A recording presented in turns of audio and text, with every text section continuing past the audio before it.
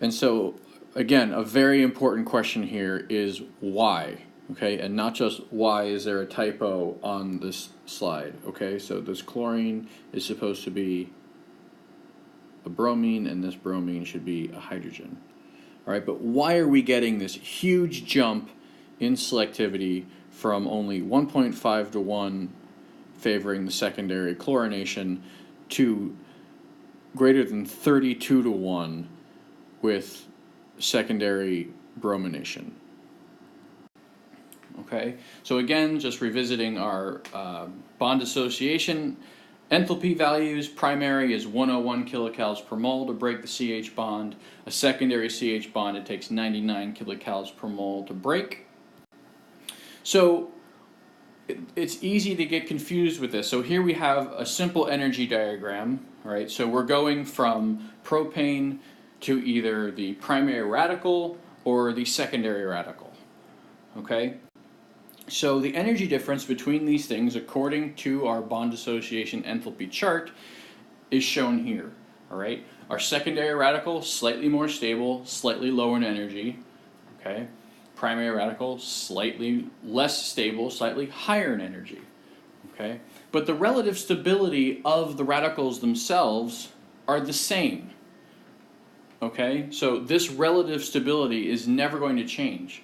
So whatever is going on here with this big change in product selectivity has to be due to something else. Okay, now keep in mind, this is an energy diagram for homolysis of the CH bond. So we're just breaking the CH bond.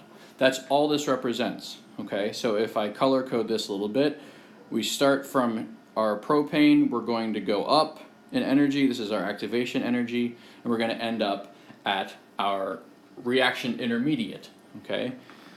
All right, the same goes true for the formation of the secondary radical or the homolysis, all right? But keep in mind, all we've done here, oops, sorry, made a mistake there. All we've done here is we've homolytically cleaved this bond, right? But when we talk about halogenation reactions, we are doing more than just breaking the bond.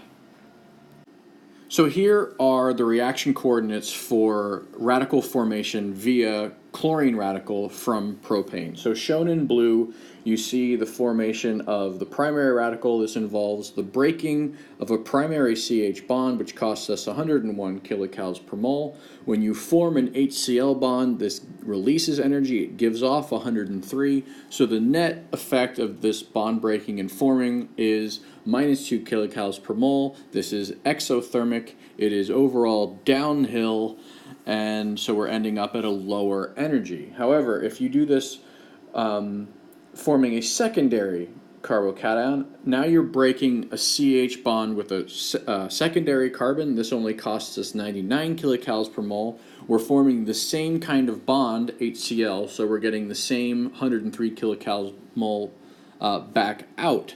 All right, but the net effect is slightly more exothermic. We're getting twice as much energy out, just the way the numbers work out, and so this is why our green energy level is lower in energy. All right, so they're both exothermic. One is just more so. Okay. Here is the reaction coordinate for the same steps, but with bromine radical instead of chlorine radical. All right, so again, we're going to be breaking a primary CH bond to form a primary radical, okay, and we're forming a different bond now. We're forming an HBr bond. So our primary CH bond, just like before, costs us 101 kilocalories per mole to break. And when we make an HBr bond, we're only getting 88 kilocalories per mole back. So this overall reaction is endothermic, and it costs us a net of 13 kilocalories per mole. All right. In the case of the secondary radical, we're breaking a secondary CH bond to form the radical. Okay, again, that costs the same as before. It costs us 99. We're forming the same HBr bond, so we're getting the same minus 88 kilocalories per mole back. All right. This is still endothermic, slightly less endothermic. Okay, so again, we're forming a lower energy species with the secondary radical shown here. Okay, but this is uphill.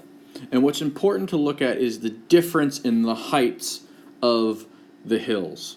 Okay? So you see here, this is an activation energy that they've highlighted. This is an activation energy that they've highlighted. So the activation energy is the energy difference between where you started, okay, and the top of the hill. All right? Those are your activation energies. Okay? Now, where the selectivity comes from is the difference in the heights of the two hills. All right? And we'll talk a little bit more about that soon. So here you see the two reaction coordinates, or rather, I guess, the four reaction coordinates side by side. You see both radical formations via chlorine radical on the left. You see both the primary and secondary radical formation via bromine radical on the right. Okay? Both of the chlorine radical reactions are exothermic. Both of the bromine radical reactions are endothermic. All right. The reason that you get greater selectivity with bromination rather than chlorination is because of this energy difference. So the difference in height of these two hills. All right. Hopefully it's clear. I guess I've kind of blocked it out a little bit, but hopefully you can tell that this arrow, okay, that I've just highlighted in blue is significantly larger than this arrow. So you see there's about a 9 kilocal energy difference between the peaks of those two hills. Here there's about kilojoules. This is straight out of the book, so it's in kilojoules. All right, but it's still the same take-home message. There's a greater energy difference between these two peaks than these two peaks. Okay?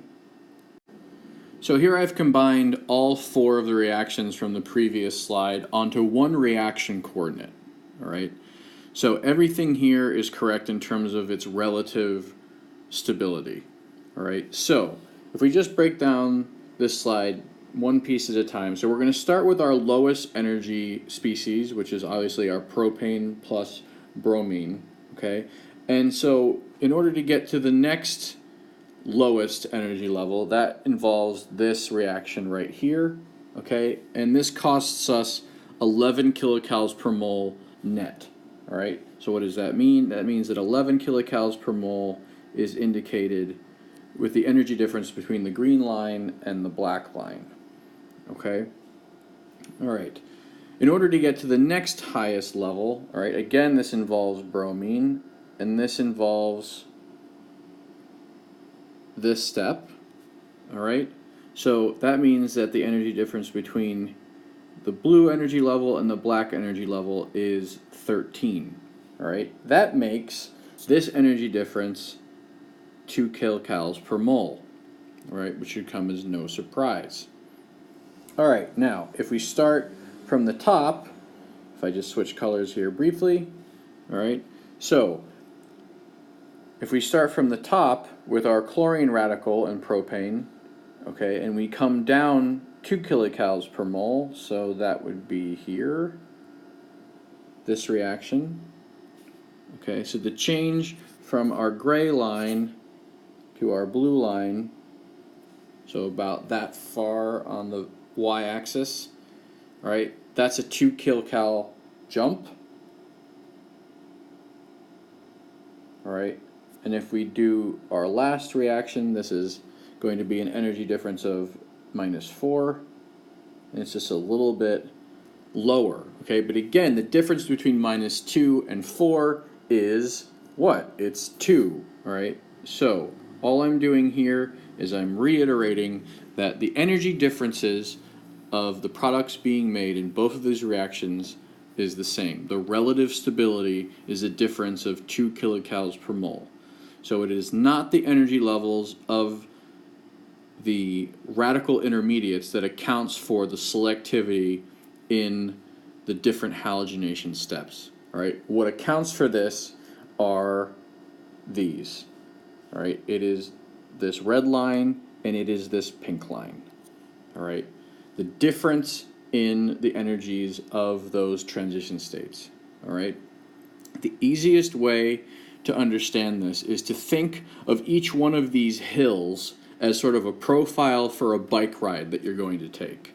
All right, so pretend that you're a very lazy bicyclist. All right, molecules are very lazy. All right, and so if you're a lazy bicyclist and you have to choose between this peak and this peak, right?